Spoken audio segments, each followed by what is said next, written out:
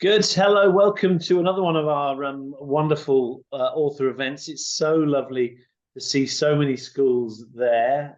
We've got 40 and counting, so I suspect a few more will join. We're expecting around 80 actually, so we'll see what happens. This is recorded. Those of you watching the recording, hello. I mean, for whatever that's worth. We're here to talk about this brilliant book, part of the Grimwood series. And are you pointing in the right place? And by the brilliant Nadia Shireen, who is here on my screen. You're up there. Am I up there? Hello, You're hello. We're down to you. Hello, hello. How are you? I'm very well. Good. And you are zooming in from? Where are you in the country? I am zooming in from Brighton, which is at the very bottom of the country, about here, I think. Right on the south by coast. the seaside. Yeah. Wonderful. So you might hear seagulls. You might hear seagulls because I've got the window open. Well, you know, I'm zooming in from Tring, and weirdly, we get seagulls as well. And we are one of the furthest from the sea in the country. But that's honestly, what's going on? Maybe they're having a city break. Maybe. Have you ever had a seagull nick your fish and chips? Yep. No, I absolutely have. I absolutely have. The other week, I was having lunch. Sorry, this is a digression from. You're allowed. We're allowed. I was having lunch. I was having lunch in the street with some friends, and we were in the middle of Brighton in the shopping street. So we were out in the open air, having our lunch, and we heard this woman start screaming, and we were like, "Oh my gosh, what's happened?" And then we saw the seagull had swooped down and taken an entire chicken burger in its beak. And the whole thing, like massive, it was almost as big as the seagull. And then it just sat there and ate the chicken burger and watched us while we were eating. Lunch became quite scary then at that point. Yeah. I think so. Any of you, you're getting close to your summer holidays. Assuming you go to the seaside, watch out for those dastardly birds. They're after your chips. They really are. Listen, right, you've come here to listen to Nadia, so I'm going to disappear. Nadia is going to run through a lovely presentation. So, Nadia, over to you. Thank you so much, Ben. Hello, everyone. Thank you for joining me. I hope it's lovely. It's lovely and sunny here in Brighton. I hope it's sunny wherever you are. I was reading some of your comments earlier about where you are. You really are all over the country. It's very exciting. Now, I have a very tickly cough today. So every now and then, I'm going to have to do a horrible old woman cough like this. So you're going to have to excuse me. There's not much I can do about it, sadly. But I am here because I'm an author and an illustrator of lots of different sorts of books. Some of you might know them. I'm sure many of you don't. And that's absolutely fine. What I've got here is my trusty iPad, which has a little presentation on it. But I'm just going to hold here's a worm saying who the jiggins is Nadia Shireen and why is she here. So I'm going to hold this iPad up so hopefully you can see what I'm talking about. Here are some of the books that I have made. Billy and the Beast, Billy and the Dragon. There's also Billy and the Pirates. The Bumblebear, some of you might know. The Cow Who Fell to Earth. Barbara Throws a Wobbler. As you can see, they are picture books. Now, most of you know what picture books are, I think. Hang on, look. I've got some real life ones here. They're these big floppy books, which have got loads of drawings inside. And I'm the author of these books, but I'm also the illustrator. And as I'm sure you know, illustrators draw the pictures as well as write the words. So I do both of those jobs. And I love it very, very, very much. So as you heard, I am speaking to you from Brighton. Now, normally when I do this talk, I'm traveling all over the country. Excuse me. And I show everyone this picture to explain that I'm from Brighton and to show them the massive seagulls we have. As you just heard, you've really got to be careful with the seagulls in Brighton. It's coming in for your chips. It's coming in for your chips. It's coming in for chips. I mean, it's gone for my chips. It's gone for my hot sugary donuts.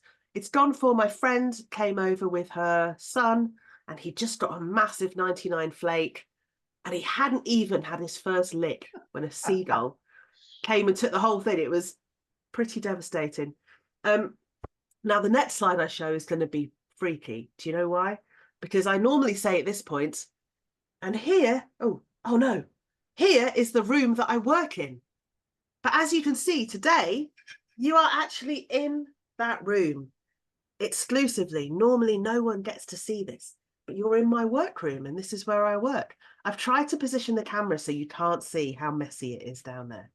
It's really messy. You don't want to look. There's lots of paper everywhere. Hang on, I'll show you a little bit. Just don't tell anyone. You can see I've got big graphics tablet here. I've got another table there with paint and paper. And on those shelves, can you see all those sketchbooks and notebooks and pots of pens? It is quite a messy life, being an illustrator. There's a pirate ship up there. Whoop, from Billy and the Pirates. You might recognise that guy, that orange guy, if any of you know my picture books. Yeah, look, I can't pretend that I'm tidy, okay? I don't know how many of you have messy bedrooms at home. My bedroom was always quite messy, lots of pens, lots of paper. And I kind of always thought when you become a grown-up, you just automatically become tidy. It really hasn't happened. Don't know about you, Ben. It's not happened. It's not happened for me. That's all I can say. Anyway, so I spend my days up here in my workroom. I don't call it a studio because that sounds a bit fancy. And I don't call it a study because that sounds a bit sensible. So I just call it my workroom, and I love it. And I'm going to show you my flatmates. I wish they were here right now, but they're not. They're roaming around outside. So here's some pictures of my flatmates. Do you see them? I know, that's the noise I want everyone to make. What are their names? Their names are Elmo and Cookie Monster. And Elmo's having his tummy tickled right there. And Cookie might come upstairs because she's only in my bedroom downstairs. That's Cookie Monster. Look at her big eyes. And in that picture, where they're both really staring at me, can you guess what I was doing, Ben? I bet you're holding up a sardine. Do you know what? You're quite close. I was trying to eat my roast chicken dinner. And I looked up and they were like this. And every time I looked up, they just seemed to get closer and closer. Anyway, they're my two cats. Love them very much. Are you a cat person or a dog person, Ben? I've got 4 cats. From where I'm sitting, I can see Sheba. Oh, is 4 cats too? Is that a good amount? Can you keep on? I think we were bequeathed 2 about 6 months ago, so we had 2. I think 2 is a normal number. Okay, so I was thinking of getting another one, so I'd be a 3-cat household. Is that okay? You're starting to turn into Mad Catwoman. I know, that's fine. Do you know the reason I asked, do you like cats? Do you like cats or dogs? People ask me that, and I say, well, I like both. I don't buy into this idea that you're a cat person or a dog person. I like all the animals, and for no important reason other than he's really nice. I wanted to show you my nephew. It's my nephew. He's a dog called Otto. He's a sausage dog, and he's looking at me with much love. I think you can agree. That's because I like to rock him to sleep like a baby, and I stroke his snout. Again, this has nothing to do with books. I just wanted to show you Otto. The only thing about Otto is he's not the cleverest dog in town. I hope that's not being mean. I do know a really clever animal. This is going to blow your mind. It's a cat. It's my friend's cat called Frank. He can read. Look at that. Whoa. Actual proof. That's Frank the cat reading the second Grimwood book.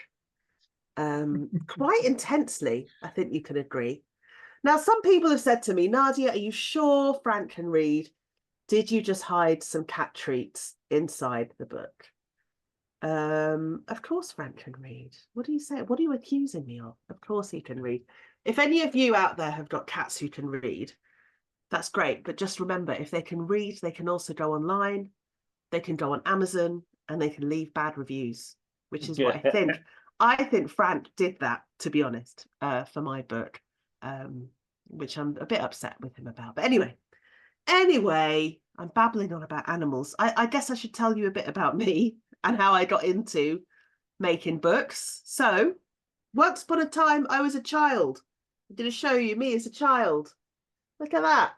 Haven't changed a day. No, I have, sadly. I wish I still had that hat. I think that's quite a cool hat. I don't think I'd been to London at that point, but I clearly wanted to go. So once upon a time, I was a child. And when I was a child, I loved drawing from as early as I can remember. One of my earliest memories is sitting at the kitchen table with some Crayola crayons and some big sheets of paper and just drawing really happily. I was quite shy.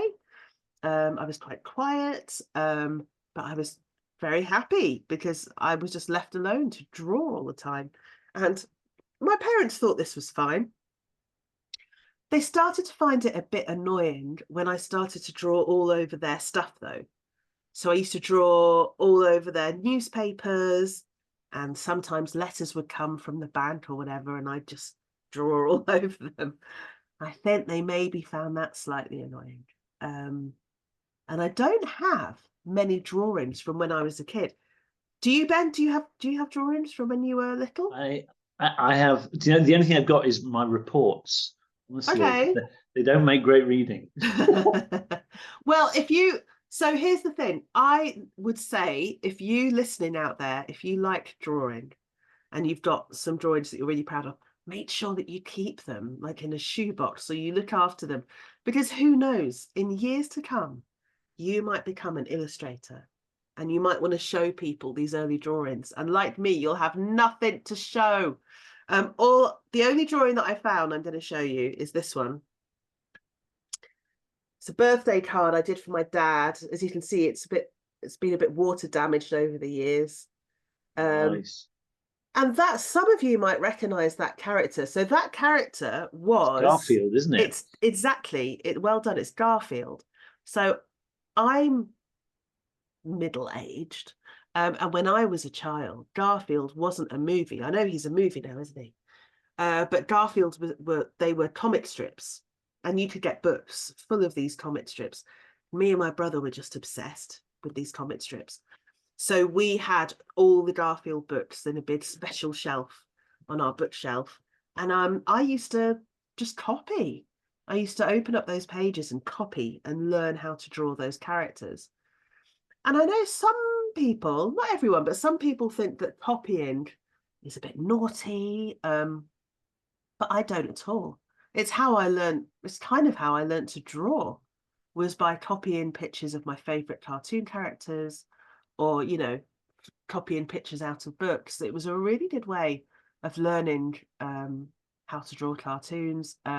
Some of you might do that now. I bet you do. I bet there are loads of you out there who maybe draw your favorite Pokemon characters or Dogman or whatever it is. And I think it's really good fun. It's really good fun. And I've basically never stopped doodling. I've never stopped just drawing all over everything. Even when I got a sensible grown-ups job, which had nothing to do with books, and a sensible grown-ups job in an office. And my boss would say to me, "What, Nadia, this is great, thank you, but why have you drawn a cat here in this corner?" Because I just couldn't help myself. I would just do it when I'm daydreaming. What was the job you were doing? Doodle. Well, I used to work in magazines. So there aren't as many magazines around these days. I think there's Match of the Day magazine, maybe, and CBeebies magazine, and The Week Junior is a great magazine. There used to be loads of magazines in the shops because there was no internet. So we got all our information from magazines. So I worked doing editing, like helping put the magazine together on a pop music magazine called Smash Hits, which was lots of fun. And I did that I worked in that world of magazines for about 10 years. And it was loads of fun, but it definitely wasn't the kind of place where I should have been drawing cats all over the pages. It wasn't Draw Cats magazine. If I'd worked on that magazine, it would have been great. Oh, look, you can see there, Smash Hits. That was a little, there used to be an awards ceremony where we'd give pop stars big awards. That was one of the awards that a pop star didn't take. So I've got it now.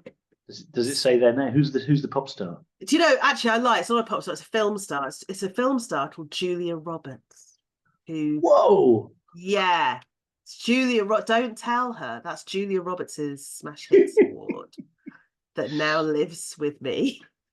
She's not going to know. What's she going to do? In Hollywood, there's a gap on her shelf right now. I know. Really, really angry. Where is that Smash Hits Award? Anyway, so I did my grown-up job for ages, but I still kept doodling. And I even went back to school. You know that, I'm sure you know that adults go back to college, go back to school. I did that in the evening. So one night a week, a bit like after school club. So after work club, one day a week, I went to this college where we just did illustration. I started drawing again, and I'd forgotten how much fun it was to do it properly, you know, not just doing it naughtily when I wasn't meant to. So I just kept that up. I ended up doing a longer course at another college that was a bit more serious. It took me about 2 years. And in all that time, you can see these sketchbooks behind me, here and here. I would just fill up these sketchbooks with whatever I wanted. Shopping lists, but also drawings of characters that would pop into my head for no reason. And I've got here these sketches, which are quite important in my story. They're sketches of, I sketched this wolf. It was a dog, and then it started to look a bit more like a wolf. And I thought, looks like a very good little wolf to me, because we've all heard of the big bad wolf, haven't we? Yes. Yeah.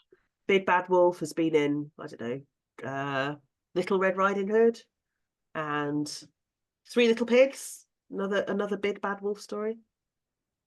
And I drew that wolf and I thought, now there's a funny idea. If I took the Big Bad Wolf but flipped it round and wrote a book about the opposite, which is a good little wolf. And I imagined that instead of eating Granny up, what if he lived with his Granny? And that there she is doing her knitting. And I just thought it was kind of a funny idea. So I did what you guys might do in class, which is I just got some paper, just some normal paper, and I folded it in half to make a booklet. I mean, I was just looking for a bit of paper now to show you what I mean, but I think you know what I mean. You just get some paper, say you've got a few sheets, and you just fold it in half like that. So it's almost like you've got a book, you've got a cover, you know. So I did that with a few sheets of paper, and you might be able to see there. I've written The Good Wolf in pencil and sketched a little cover. And then here, I've done a little sketch about the good little wolf at the bottom meeting a very big bad wolf. Because whenever you come up with a story and you come up with a character, you need to give that character a problem in the story. And I thought, what would be the best problem to give a good little wolf? Probably meeting a big bad wolf. And guess what? That turned into my first ever book, which is called Good Little Wolf. And I'll show you a few pictures from it. I'll give you a little speedy read. How does that sound, Ben?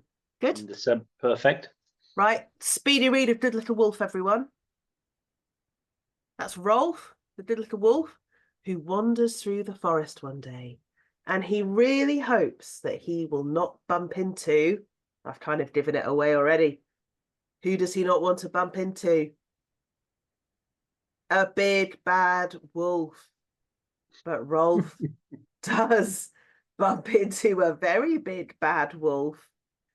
Very big indeed. And this big bad wolf is not impressed with Rolf. And he says, you are not a real wolf. To be a real wolf, you need to howl at the moon and you need to blow houses in. So Rolf tries to do that.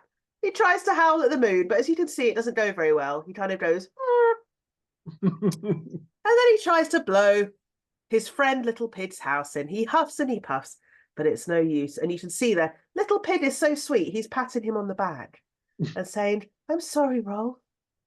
So Rolf has failed quite miserably. But the big bad wolf says there's one more thing that you can do to prove that you're a big bad wolf. Can anyone guess what it might be? Ooh.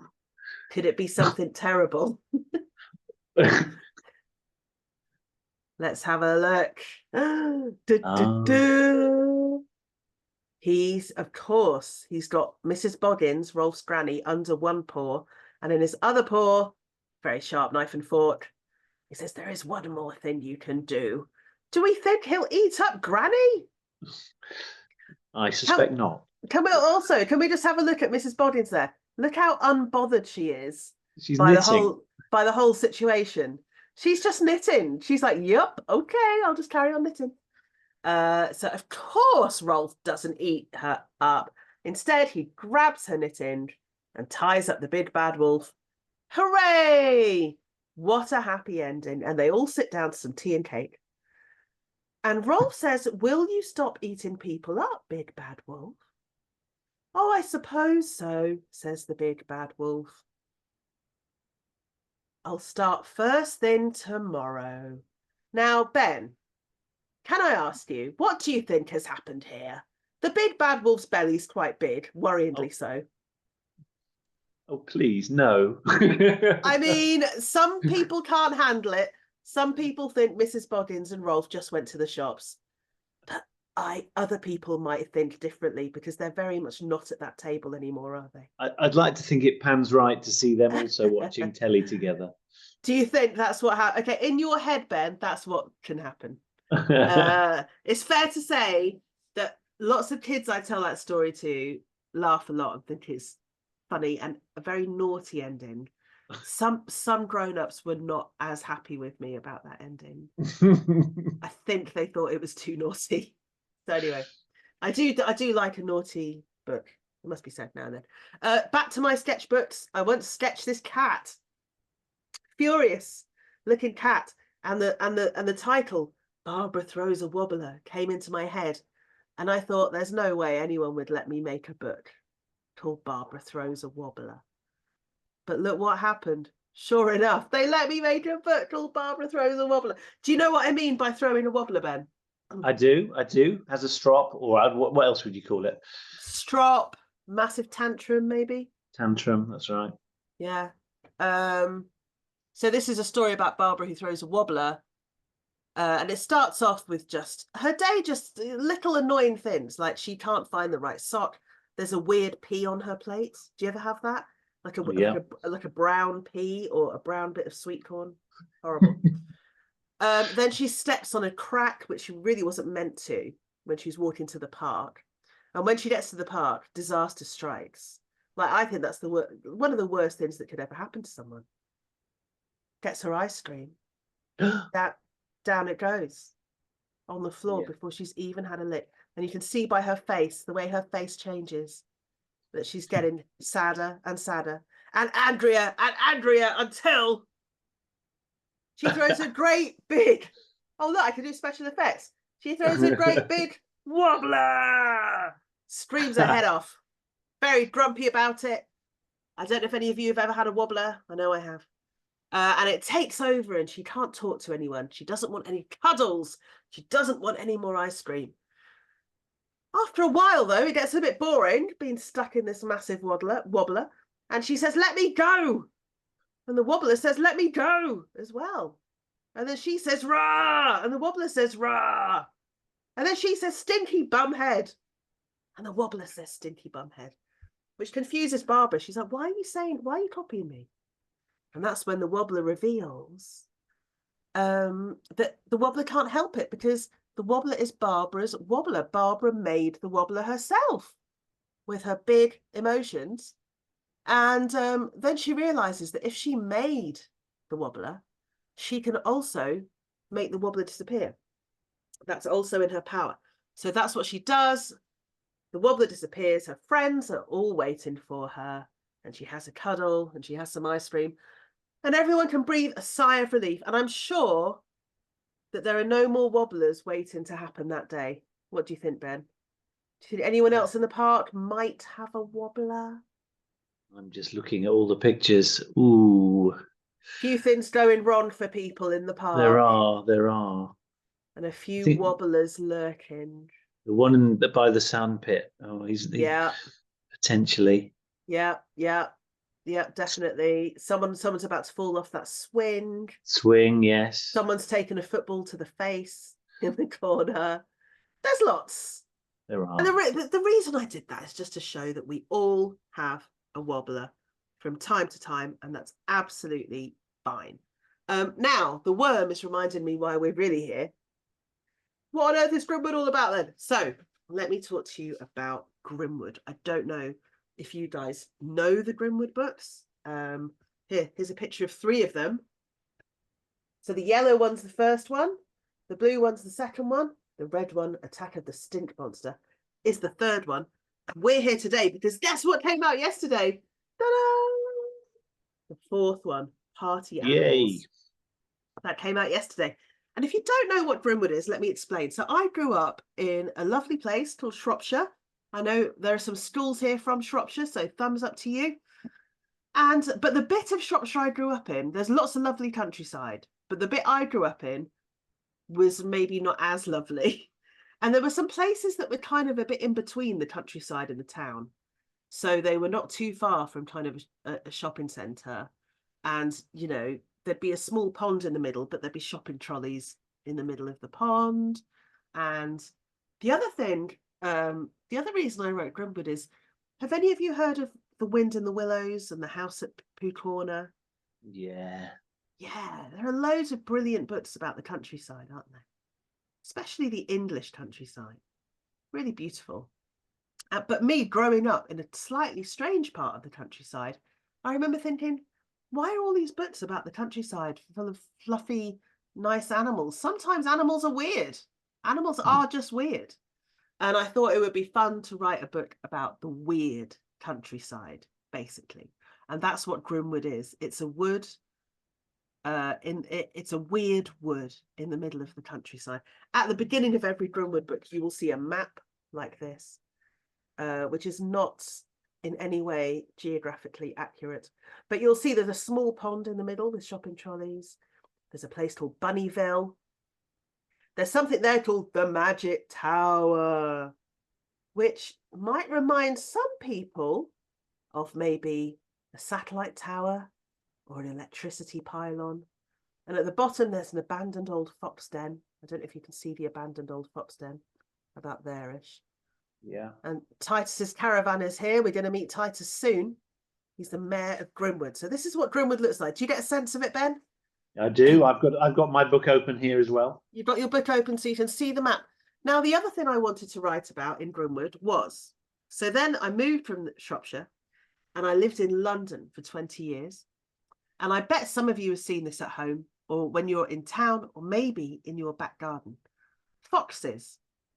Foxes, when I was growing up, I thought foxes lived in the countryside. But over the years, as we've built more houses and roads, we've taken up more of the foxes' land. So they've had to learn how to live with us in cities. And in London especially, you see foxes, and in other big cities, I'm sure. I've just been in Scotland and, you know, in Edinburgh, this was the case. And it's Sheffield, Leeds, Manchester, all these cities. You see foxes walking around, like sticking their snouts in bins. And one night I was waiting by the bus stop in London and I saw this huge animal across the road. And I thought, wow, that's a big cat. And then I saw as it got closer, it wasn't a cat, it was a fox. But Ben, do you know what this fox had in its mouth? Oof, gosh, I can't imagine. A bag of chips. Whoa. The fox had a bag of chips in its mouth. And it really made me laugh because it made me think, has that fox just gone into a chicken shop and said, yeah, I'll have fries, chicken nuggets, and a can of Fanta, please? That's what I imagine.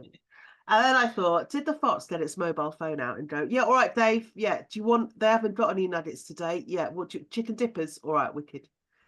And I thought, imagine if you had city foxes like that with mobile phones and chicken shops and Wi-Fi. And imagine if you told those foxes that they now had to move to the countryside. That's basically what Grimwood is. 2 foxes from the city move to the weird old countryside. So I'm going to introduce you to some of these animals. Some of you will know them because I know that in the comments, some of you are great big Grimwood fans. This is Ted. He's our hero. He's a young fox. And when we meet him, he lives in the big city, in a bush, in a park. And he's got a black and white scarf, as you can see. And I think we might be able to hear, he's very happy-go-lucky fox. He's a bit lonely in the big city, When they move to Grimwood, he makes loads of friends and he loves that. We don't know where his mum and dad are, but that's okay because his big sister Nancy looks after him. And I think we might be able to hear him sing a little song. Just hopping through the forest, it's a nice and friendly place. Nothing's gonna get me or try to bite my face. The trees are nice and branchy, and just because it's dark, nothing's gonna get me, else I'll do a great big bark. Oh, isn't he adorable? He's an adorable little fox, and he's one of our main characters. And as I mentioned, he's got a very overprotective big sister called Nancy. Nancy's the toughest fox you'll ever meet. She has got a gang in the big city. She's got a mobile phone. She looks after Ted. When they move to Grimwood, she's not impressed. They have to move there for their safety. She's not impressed. She thinks all the animals are weird. And she doesn't like the fact that her mobile phone has no signal. And she misses all her friends. What I'm going to show you now. And also she thinks that she doesn't need any friends, by the way, I should say. She thinks that she's enough and that she's tough and she doesn't want to get close to anyone. But I'm going to secretly show you a little clip of Nancy being a very good big sister to Ted, because she is. She's a really caring, protective big sister. So that you can see she is giving Ted a little cuddle. Ted, she said eventually, the thing is, I can't really remember what Mum and Dad look like. And that's really sad, but I look after you all right, don't I? We don't need anyone else. See, that's Nancy being a very sensitive big sister. And when they get to Grimwood, they are greeted by the mayor of Grimwood, who is a stag, a great big stag, a very grand animal. And his name is Titus Crazy Horns, to give him his full title. Now, Ben, you might think, does it sound like Titus is maybe a big, fierce, authority mayor? Does he sound tough to you? Yeah. Yes. This is Titus, the mayor of Grimwood, and he loves baking. He loves romantic comedies, and he's very lovely. And he wears his cricket jumper, and he drinks too much pink lemonade, which means he makes terrible noises now and then. I mean, I don't want to be rude. I know that we've got lots of schools here, and I'd hate it if he made a rude noise, but let's see what he's got to say for himself. Oh, I'm so sorry. This pink fizz gives me terrible wind. Oh, excuse me. There I go again. Yeah, he's absolutely disappointed us all there. So I'm very sorry, teachers, about Titus. Now, Ted makes a best friend in Grimwood. That best friend is a bunny called Willow. Just look at Willow, everyone. I'm imagining there are lots of ahs, because she does look, well, I'm not allowed to say what she looks, but I think we're all thinking it, aren't we? She looks very cute, but you can never call Willow cute because she gets very angry. Shall we see what happens if you call Willow cute? I'm Willow, she said. I'm very cool and brilliant, but don't ever call me cute, all right? She gets very angry, and in fact, in one of the books, she does, I think she does push Ted to the ground and kick him repeatedly in the face until he says sorry. Very violent. There are moments of great violence in the Grimwood books. I have to warn you, we're going to meet the most dangerous animal in Grimwood now. She is so dangerous. I mean, there are murders in the Grimwood books. You should know this. This character does occasionally bite the heads of small animals. She's called Pamela. She is an eagle. She lives at the top of the Magic Tower. Do you remember the Magic Tower we were talking about? The electricity pylon. She lives on top of there. She steals lots of electrical equipment, and she chews on electricity cables for fun. Obviously, we can't do that, else we die. Pamela somehow doesn't die. She's still alive, but she's absolutely bananas. And in every book, I'm afraid she does bite someone's head off, and there's nothing I can do about that. Let's listen to Pamela. She's quite bananas. Nobody is allowed near my tower unless I say so, she shrieked. Not the worms, or the birds, or the mooses, or the aliens, or the teeny tiny ants riding in a teeny tiny ant bus, or the horses, or the cows dressed up as horses. Are you all okay, everyone? Is everyone all right? Usually after I've shown everyone Pamela, everyone's quite emotional, all sorts of different emotions. Are you okay, Ben? I'm holding on in there. You're hanging on in there. You're not too alarmed because, as I said, I did warn you. I did tell you that Grim was full of weird animals. I hope none of you were expecting normal things to happen. She's not the only strange bird in Grimwood. The strangest bird, one of the strangest birds in Grimwood, is a crow called Sharon. And Sharon is no ordinary crow. Sharon is a party crow. So I'm sure we all know there's people who like to party all the time and eat about 3 bags of Haribo and then drink like a massive bottle of Fanta and run around with their pants on their head going whoop whoop whoop. Do we know? Are you like that, Ben? Are you a party guy? I am always. You are a party guy. This is Sharon, the party crow. Listen very carefully and we're going to hear her catchphrase. Okay, whoop, whoop, ahooga! Listen up, everybody. DJ Sharon, the party crow in the house. Yeah, Sharon, the party crow, is in the house. And Ben, I don't know if I warned you about this, but Sharon, the party crow, is actually in the house today. Oh, we got do you know disco why? ball. We've got a little disco ball because Party Animals is all about Sharon. And you know, she's the crow that never stops partying. Yeah. Well, she loses her party mojo in this book. She does. You can see her on, I can show you on the back there. Sharon, she's all partied out. And it's up to the other animals of Grimwood to get her mojo back. Now I think we all know that feeling, but we all know that feeling. She must be very happy to be the hero on the front cover, though. She's over the moon. She's over the moon. But I'd like her to come and say hello to you. But there's one problem. She's been busy this week because there's been a pop star touring around called someone called Tyler Swift. Have you heard of Tyler Swift? Kinda. Big pop star called Tyler Swift. And yep. Sharon is part of Tyler's after show crew. And so she's been partying nonstop for about 8 days. She hasn't slept. And I did find her this morning passed out in a puddle of Tizer. So she's here, but she's unconscious. What I need everyone to do is to awooga, because you heard her catchphrase as awooga. Can we awooga her awake, maybe, just to say hi to everyone? Awooga. Yeah, so after 3, in your classrooms, I really need you to say awooga, awooga, awooga, and don't stop. Like, keep going until we wake up Sharon, okay? Right? Okay. We're going to do this. Okay, we can do it. I believe in you. After 3. Awooga, awooga, awooga, awooga. That's it. Keep going. Awooga, awooga, awooga, awooga. Keep going. Awooga, awooga, awooga, awooga, awooga. It's working. Awooga, awooga. It's working. It's working. She is risen. Sharon is risen. Yes. Sharon, say hello to everyone. She's saying, I don't know if you can hear her. She's saying awooga. Have you been having a good time with Tyler Swift? Brilliant. What was your favourite song that she played? Awooga, apparently. Is that a Tyler Swift song? I don't know.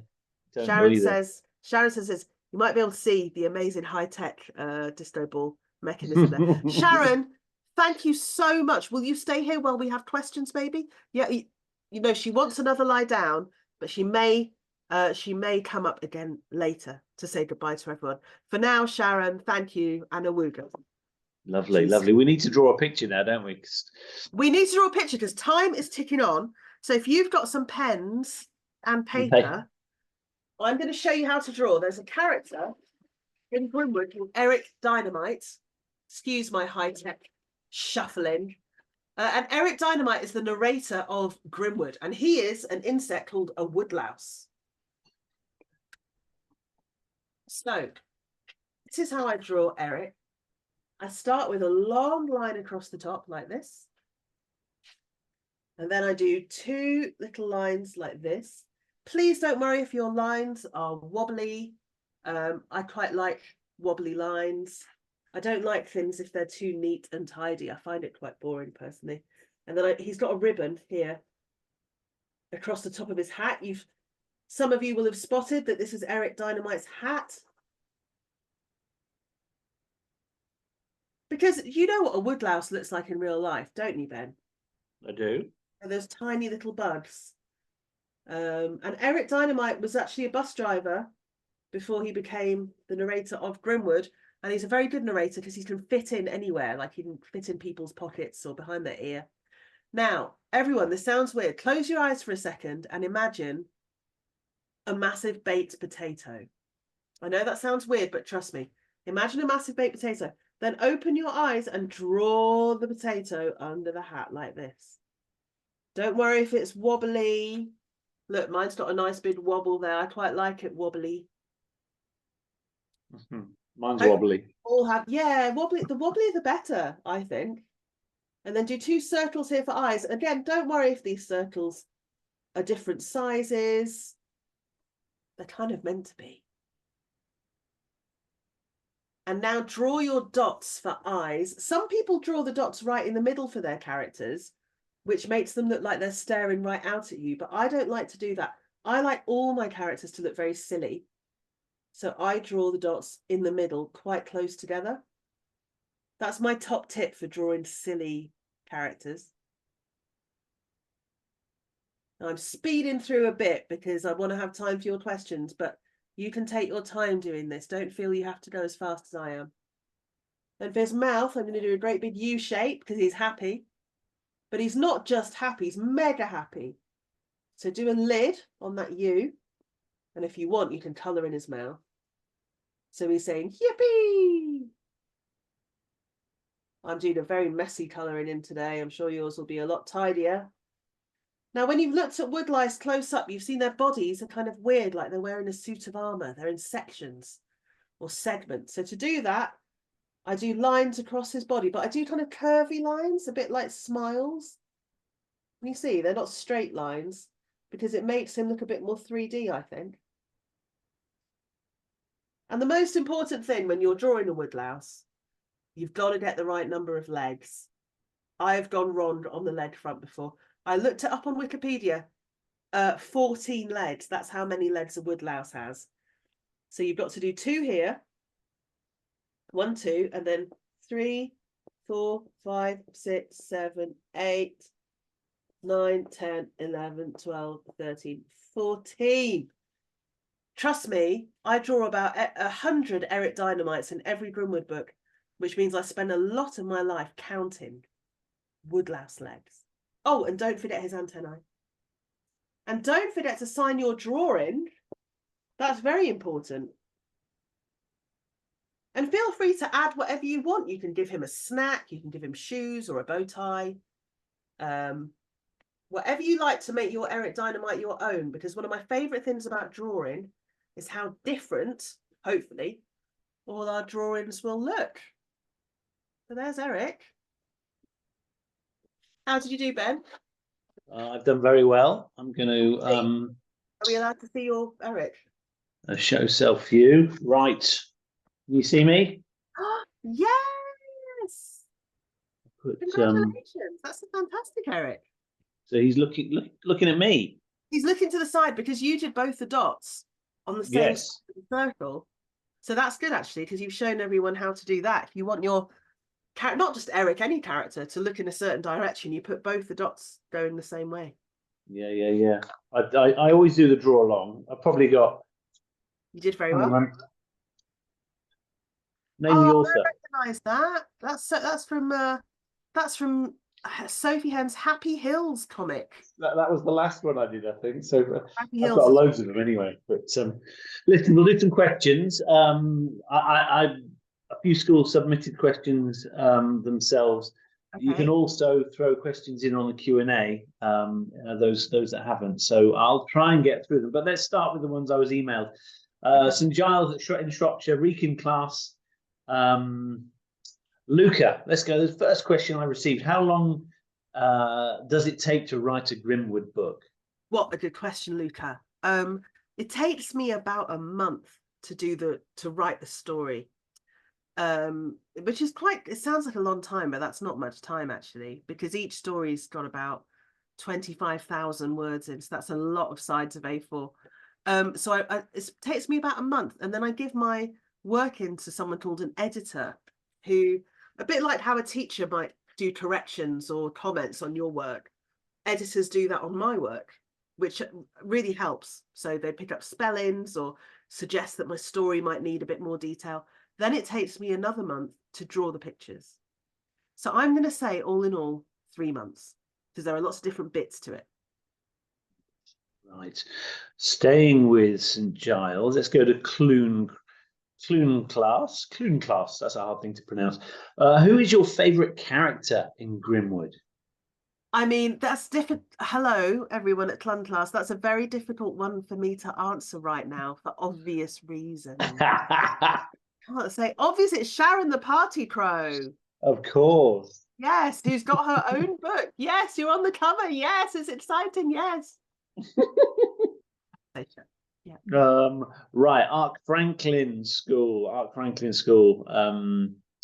Let's pick they're all such good questions. That's the thing. Now this is a hard one. Let's go with Tate. And what's your favorite book? Now, so we need to put some context into that. Let's have your favorite book when you were a child, but now your favorite book that you've seen this year.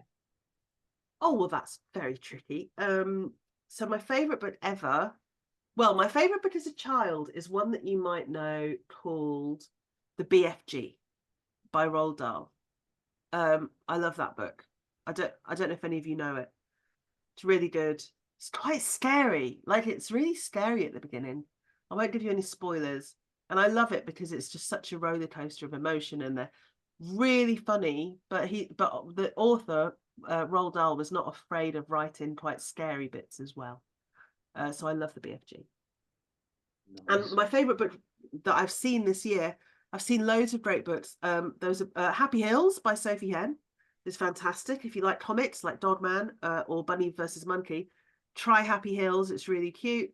I'm trying to think, what else have I seen this year? There's a book by Dave Shelton called Monster in the Woods that I really enjoyed, and I think that would be a good class read for everyone. So brilliant. Bonneville School, I think, is that Bonneville Primary, I suspect. A very intellectual question from them. When you come up with a story idea, do you think of the illustration first to build a character, or write it first to illustrate? That's brilliant, because that's a really clever question, because I kind of do both. So do you remember I showed you the doodle of the wolf and of Barbara?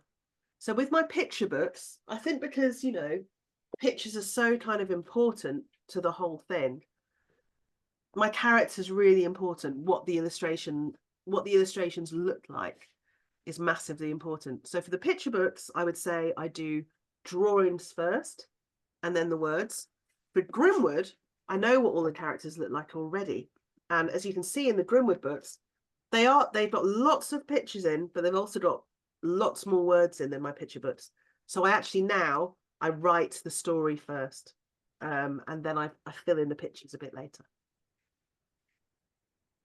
Great question. It is a good question. We've had 34 questions going on the inbox. So tell you what, shall I just pick one of them from randomly? Sure. How old were you when you wrote your first Grimwood book? That's from Millie. Okay, Millie.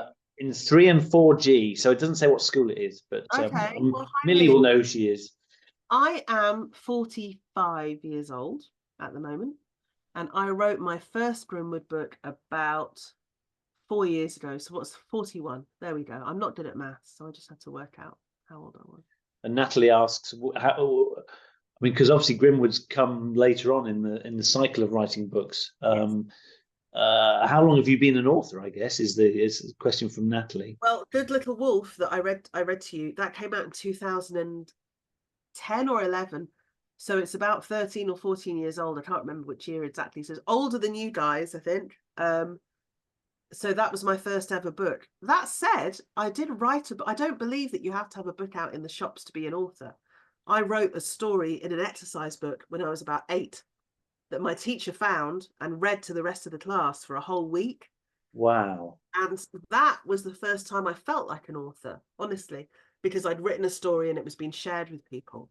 So I don't believe that you need to be in the shops to be an author. You could all become authors, you know, now if you make a book, basically. Yeah. Class 3 and 4 C in Pennyford School. That's a nice question.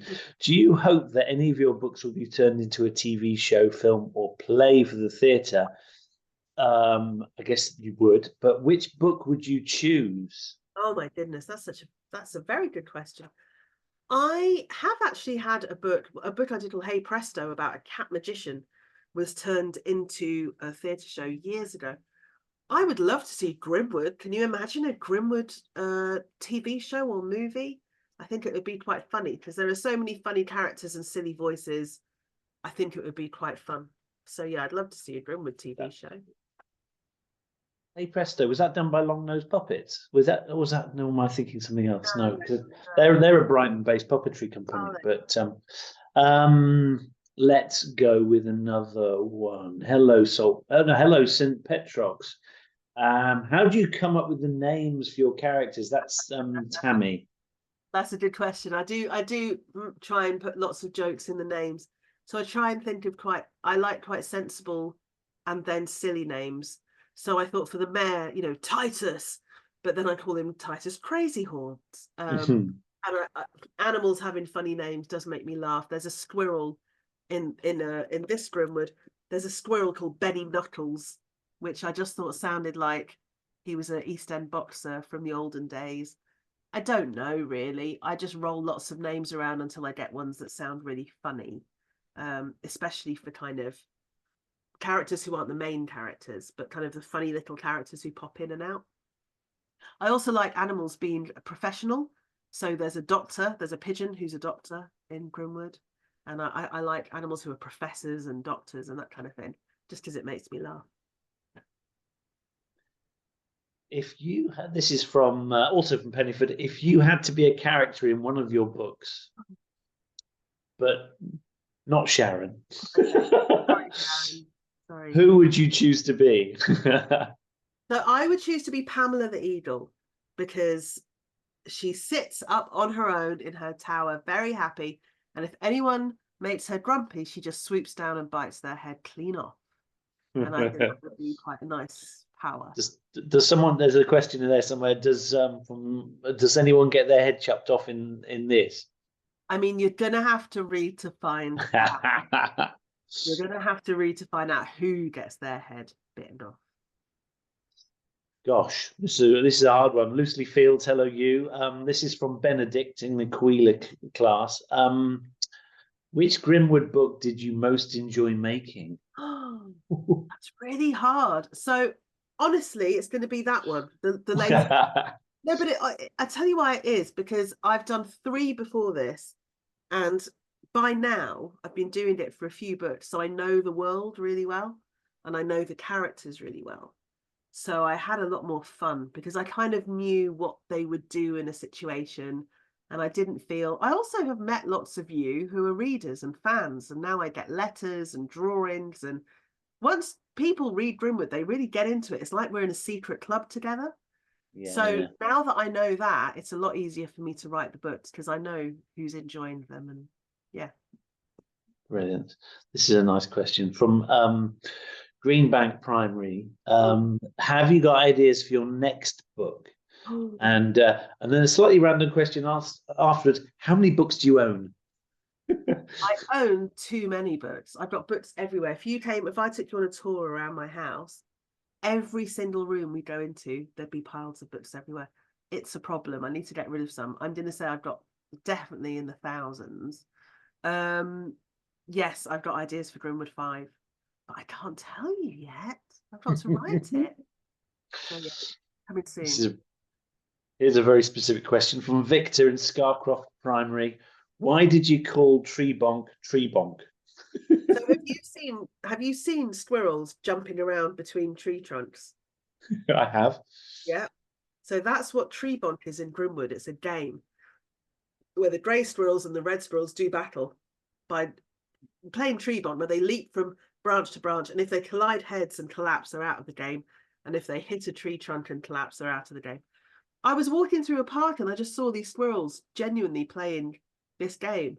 And I thought, what would I call that? And I just Tree Bonk your head on the trunk and pass out. It's very dangerous. Please don't play Tree Bonk unless you are a squirrel with a helmet. I'm sure you know that. We have very clever squirrels that can go along our telephone wires just out here. There's probably one up there right now. They are very clever. They're very clever. Those are police Yes. that you've got. They're doing some surveillance. Your house is being watched probably by police squirrels. Exactly. Fletcher would like to know, are all your books silly? Yes. Yeah. Yes, I'm proud to say, Fletcher, I don't think there's any book I've made that isn't silly. Is that okay? I hope it's okay. Yeah. Thea asks, who are your best friends who are also authors? Who are my best friends who are also authors? Oh, well, lots of them live in Brighton, actually. So you're clever to say that, because lots of children's authors live here. I'm good friends with Ed Veer. Do you know Ed Veer? He does picture books. He's a really good friend. Liz Pichon, who writes the Tom Gates books. She lives down the road. Yeah. She's one of my friends. So's Adam Stower. He does some funny comics called Murray and Bun, and he does the drawings, the illustrations for lots of David Walliams books. Happily, got lots of pals who are authors, which is nice. Brighton is a hotbed, isn't it, of great children's authors. Sharon's back. Frank Cottrell Boyce. I should mention Frank Cottrell Boyce because teachers as well. This is important. Frank Cottrell Boyce and I do a podcast called The Island of Brilliant, which is all about kids' books, and we interview children's book authors, and it's quite good fun. So please tune in. Brilliant. I've met Frank as well. So, right, we'll do a last question, then we'll do a little shout out. Why did you, this is from Christian Hawkins' class. I don't know what the name of the child is. Why did you name the Bumblebear Norman? A good question. I don't know. I just wanted him to have like a sensible name. Quite an old-fashioned name.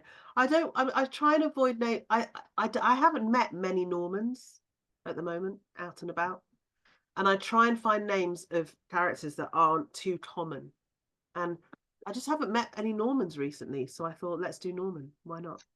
No.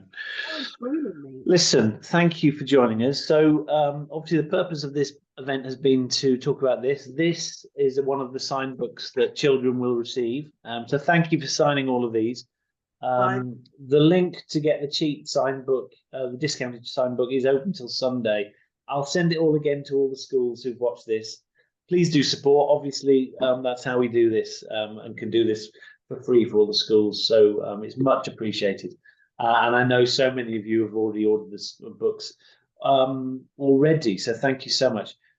It's been a pleasure. Nadia, you're a legend. Thank you so much for giving us your time. It's been so much fun, everyone. Thank you for giving us your morning. And I really hope some of you join the Grimwood Club, because it's a fun club. Brilliant. We've got loads more of these events coming up in September. I've got Catherine Rundell and there's about Jim Smith and various others. So it's going to be a brilliant start to next year. So thank you again. Thank you, schools. And we'll see you all very soon. Bye-bye. Thank you so much, everyone. Bye-bye.